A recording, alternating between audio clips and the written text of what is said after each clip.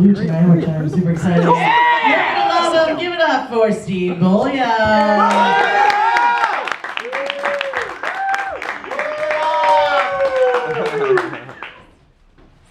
Yeah! Yeah!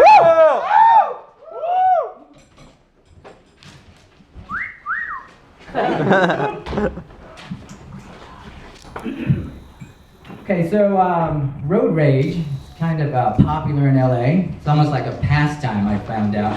And I found out some of my friends were just the sweetest people I know, in turn Jekyll and Hyde. Like my friend Trish, we'll be in the car, we're having some nice conversation, and next thing she's like, "Where are you going? You got me up! What the hell are you doing? Get out of the road! Where are you from? Ohio?" I was like, "So, what were you talking about?" Like, I lost my train of thought after you became possessed by the devil. I had a case of road rage myself years ago when I used to have a car and I used to drive. So I was with my friend Mike, and we were driving, I came to this light, and the light turned green, and this guy just walked right in front of my car, like he didn't see me, and I'm screaming, "What do you watch where you're going? What are you, blind or something?" I turn the corner, and then I see the Braille Institute. The walking stick and the dark glasses makes sense in hindsight. I mean, I yelled at a blind guy for being blind. There's a special place in hell for me for that. I want to talk about my friend Tiffany. She's here. Hey, Tiffany. Glad you made it. Anyway, Tiffany is what we call a fag hag, but she prefers the PC term fruit fly. We got clubbing. We have our Native American names. She's dances with faggots. I'm stumbles with cocktails. Tiffany does this thing when she gets stoned sometimes. She'll be like, "Steve, watch this. I can hypnotize your cat. I can make it fall asleep." I'm like, "Yeah, go for it."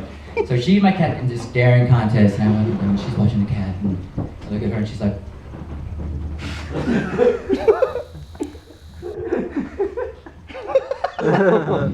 she's passed out.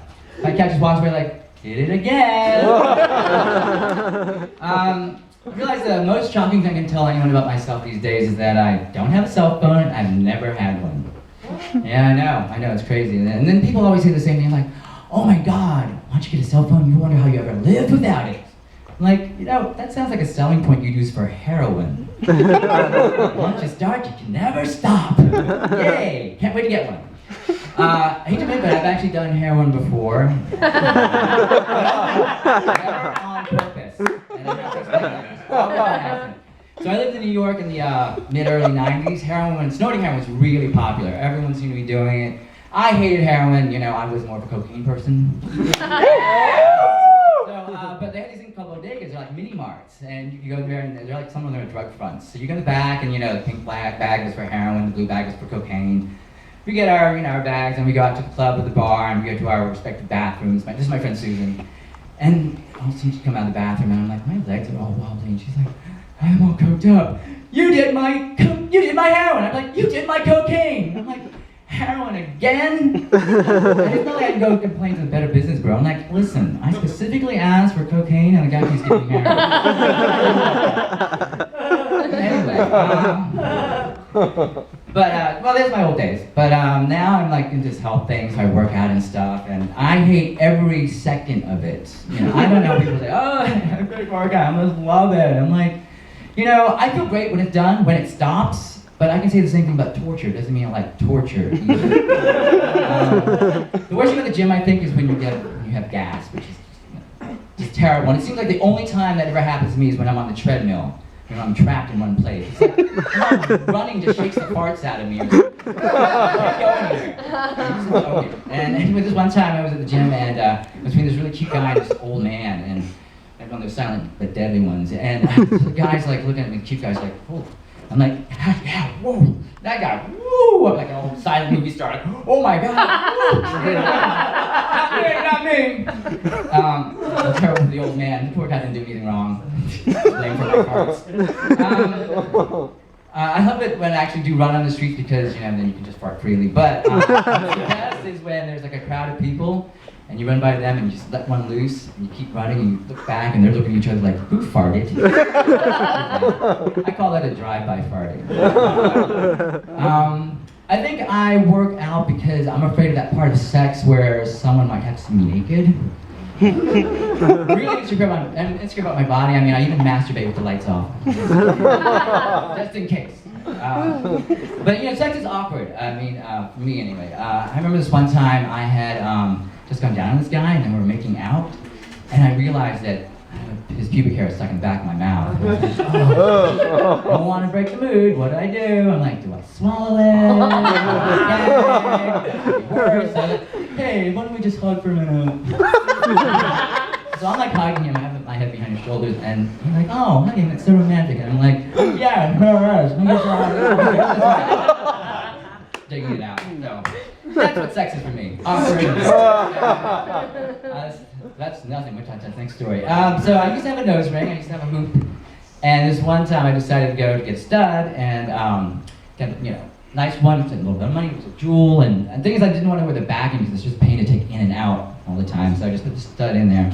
Well, that night I was eating this guy's ass, I came up for air, and I realized that my nose ring was gone. I'm looking on the bed for it, and I'm like, oh no. I think to myself, I just got that thing. I spent a lot of money. I'm going back and get it. Took a couple of dives. I finally recovered the nose ring. He's like, oh man, you're really into this. Like, let's tell you the truth, even if I didn't lose the nose ring, I would have tossed this out just as vigorously. That's fun. I used to have a vibrator. It was this metallic thing, silver, like something from the future. I called it the vibrinator.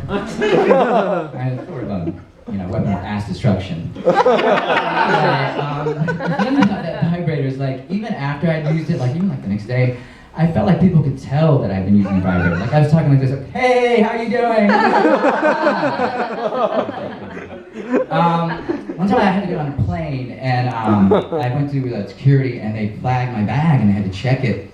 I was like, oh shit, I got drugs in there. I'm like, oh. She's digging, the TSA agent's digging in my bag. I'm like, oh no. What I didn't know was, as a joke, my friend had tossed my vibrator in my bag, so that set off the alarm. Of course, when they come to the vibrator, she pulls it out, and she's like, is this yours? I'm like, yes! Yes, it's mine. You know, they're all looking like, why is he so happy they found a sex toy in his bag? Like, because they didn't find the drugs. So that's how the vibrator actually saved my ass. I'm always looking for ways to spice up my self-love life. Have you guys ever thought about putting a glove on your hand and pretend that you're being touched by somebody else? No?